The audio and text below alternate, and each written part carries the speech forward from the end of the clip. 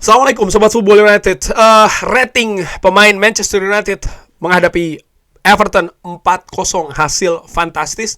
Kemenangan besar pertama Ruben Amorim dengan Manchester United. Kemenangan clean sheet pertama juga Ruben Amorim dengan Manchester United. Tampil dengan komposisi yang berbeda dengan pertandingan-pertandingan sebelumnya, terutama di lini depan dan juga lini tengah. Menurut gue Manchester United tetap tampil menawan, tetap tampil bagus, tapi dengan perbaikan yang lebih signifikan jika dibandingkan dengan menghadapi Bodo Glimt, apalagi jika dibandingkan menghadapi Ipswich Town. Oke, rating kali ini ya, gue mulai Andre Onana, gue langsung beri nilai 8. Andre Onana di penampilan menghadapi Everton. Clean sheet, dia melakukan 2 penyelamatan, 1 di kotak penalti, ada 94% passing akurasi dengan 3 kali usaha long ball, 1 berhasil ditemui, hasilnya berhasil ya, melakukan long ball. Andre Onana terutama di awal-awal babak pertama dia tampil solid. Lalu juga ada penyelamatan penting tadi yang dilakukan, sundulan dari Calvert-Lewin ya. Luar biasa, Andre Onana semakin menegaskan bahwa dia sekarang menjadi salah satu pemain yang paling vital bagi Manchester United, terutama di lini belakang sebagai kiper. Ini pemain yang penting. Ada banyak kritikan, ada banyak bahkan serangan ya diterima oleh Andre Onana begini dan begitu. Tapi menurut gue dengan penampilan seperti ini sangat layak Andre Onana ini mendapatkan pujian dari yang disebut oleh fans Manchester United. Menurut gue seperti itu ya. 3 center back, Lisandro Martinez, gue berikan juga nilai 8. Tadi Andre Onana 8 ya, Lisandro Martinez juga gue berikan 8. Tampil solid di sisi kiri, terutama di awal-awal babak pertama, di mana dia sisi kiri ini agak bocor ya dengan Diogo Dalot yang terlalu aktif melakukan serangan di sana. Passing akurasi 96%. Lalu ground duels dari 3 percobaan 1 berhasil diamankan. Long ball 4 percobaan 2 berhasil diamankan. Touch-nya menurut gue juga banyak ya, 100%. Fantastis emang Lisandro Martinez ini, bola-bola progresif ball-nya ke lini depan sering sekali membuat situasi yang berbahaya. Dan dia juga solid menurut gue bertahan di lini belakang. Nocer Mazraoui menurut gue tampil agak sedikit menurun jika dibandingkan menghadapi Bodo Glimt. Tapi walaupun demikian, gue melihat dia juga tetap sebagai pemain yang solid di lini belakang, mengawal lini kanan dari Manchester United, sehingga pemain di depannya misalnya Amad Diallo juga bisa lebih nyaman untuk membantu serangan dari Manchester United. Ground duels 6 kali dilakukan, 2 berhasil. Aerial duels 100%. Ada 88% passing akurasi yang dilakukan oleh Nocer Mazraoui. Long ball keakurasinya 50%. Secara keseluruhan gue nilai dia 8.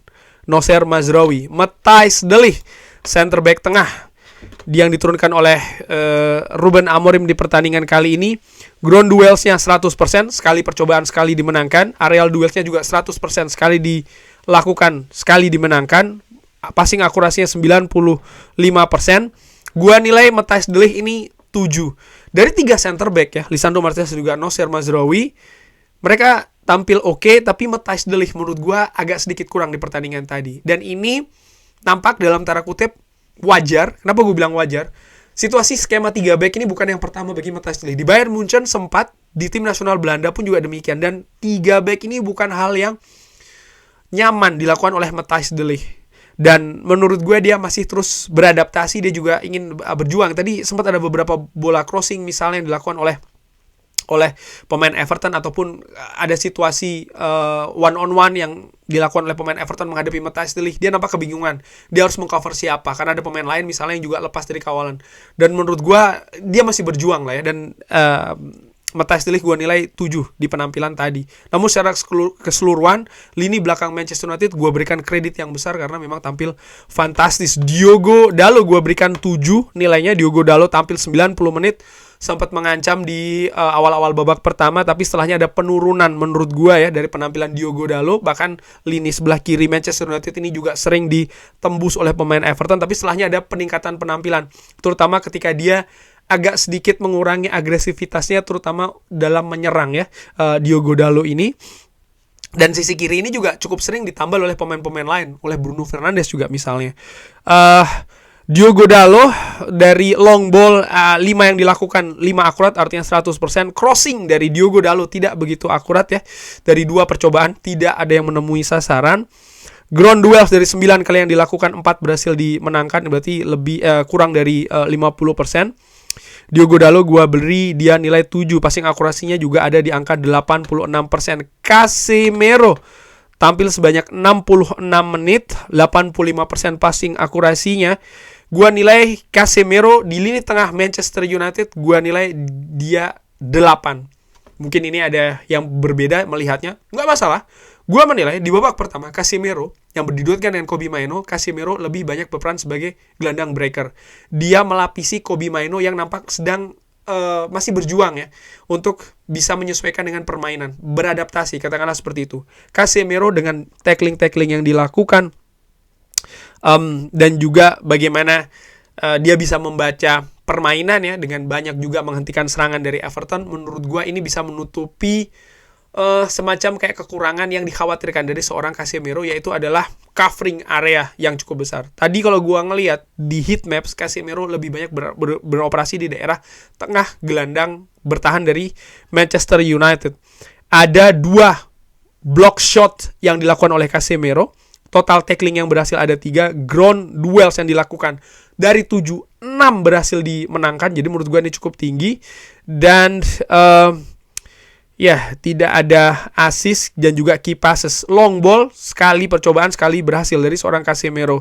Dia menurut gue bisa menjadi keseimbangan yang bagus di lini tengah Manchester United ya. Walaupun ya dia tampil sepanjang 66 menit saja. Kobbie Mainoo gue nilai 7 di pertandingan tadi. Nampak masih berjuang ya Kobbie Mainoo untuk bisa menyesuaikan dengan penampilan ataupun sistem permainan di atas lapangan oleh Manchester United. Tidak ada key passes dari gelandang tengah ini. Long ball 2 dicoba, sekali berhasil didaratkan. Ground duels 5 percobaan, hanya 2 berhasil dimenangkan. Tidak ada tackling, interception hanya sekali, block shot juga cuma sekali.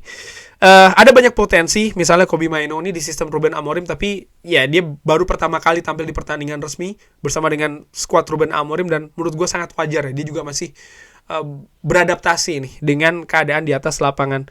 Kobbie Mainoo sendiri diberikan menit bermain yang cukup tinggi, 80 menit. Ini merupakan kabar bagus. Artinya apa? Situasi fisik dari Kobbie Mainoo ini semakin baik. Amad Diallo, fantastis kinerja dari Amad Diallo. Ada 2 assist yang diciptakan. Dia pun juga menciptakan 3 key passes. Ada 2 big chances created. Dribble yang dilakukan dari 4 kali dicoba, 4 kali berhasil, artinya 100%. Ground duels dari 14 kali dicoba, 11 berhasil. Fantastis, gua beri Amad Diallo nilai 9 di pertandingan tadi. Fantastis sekali penampilan dari pemain muda Manchester United ini. Menurut gue dia menjadi bintangnya lah di pertandingan tadi. Dari sisi kanan Manchester United, dia berjuang merebut bola, membuat peluang, bahkan keputusan-keputusan yang dilakukan juga menurut gue keputusan-keputusan dewasa ya. Ketika memang harus mengumpan, dia umpan bola tersebut sehingga dia bisa membuat 2 assist di pertandingan tadi. Tampil sangat mengancam, tampil sangat fantastis. Seorang Amad Diallo. Kapten Bruno Fernandes tampil selama 66 menit sebelum ditarik oleh Ruben Amorim. Nampaknya ada sedikit gangguan ya. Pemain ini memberikan 2 assist di pertandingan tadi. Ada 1 big chances created yang dilakukan, 2 key passes, ground duels 7 dilakukan, 3 berhasil dimenangkan. Gua beri Bruno Fernandes ini, dan dia juga cair dalam melakukan pergerakan. Bahkan ketika Bruno Fernandes ditarik digantikan oleh pemain lain ya, ketika itu Bruno Fernandes digantikan oleh Manuel Ugarte, gue menilai ada penurunan intensitas dalam hal kualitas serangan Manchester United. Karena ya Bruno Fernandes bagaimanapun juga pemain yang berkualitas, dan gue melihat betul perannya sangat vital di pertandingan tadi.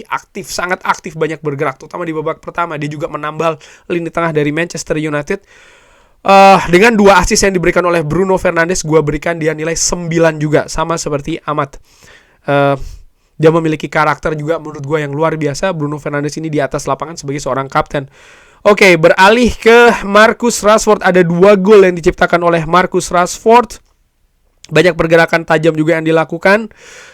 Bisa harusnya tampil lebih baik lagi ya. Gue berikan dia nilai 8 walaupun dia mencetak 2 gol di pertandingan tadi. Tapi ada beberapa hal juga yang masih harus diperbaiki oleh Marcus Rashford. Satu hal yang gue sukai dari penampilan Marcus Rashford adalah tajam. Dia kembali tajam. Gol yang diciptakan, gol pertama ya, fantastis menurut gue penyelesaian yang dilakukan walaupun harus dibelokkan oleh Jared Braithwaite. Finishing juga dari gol kedua yang diciptakan oleh Marcus Rashford. Gol ketiga bagi Manchester United, assist dari seorang Amad Diallo. Menurut gue juga finishingnya kelas dari seorang Marcus Rashford. Namun demikian juga menurut gue ya masih ada penampilan yang harus ditambah lagi nih oleh Marcus Rashford ya. Perbaikan gue beri dia nilai 8. Joshua Zirkzee ujung tombak yang mencetak 2 gol juga. Fantastis penampilan dari Joshua Zirkzee, bekerja sangat keras di pertandingan tadi. Dia diberi kepercayaan 90 menit tampil bersama Manchester United oleh Ruben Amorim. Dari heatmaps dia banyak sekali juga beroperasi di lini tengah dari Manchester United. Dan menurut gue ini menjadi hal yang menarik ya. Ada skema yang berbeda untuk seorang Joshua Zirkzee. Nampak nyaman juga dia tadi ini dalam melakukan duel-duel dengan pemain tengah dari Everton. Dari duel yang dilakukan di pertandingan tadi.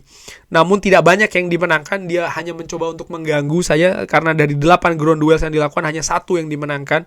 Tapi dia bisa membuat 2 key passes di pertandingan tadi. Dan sekali lagi pergerakan tanpa bola dari Joshua Zirkzee juga menurut gue banyak berperan di permainan tadi.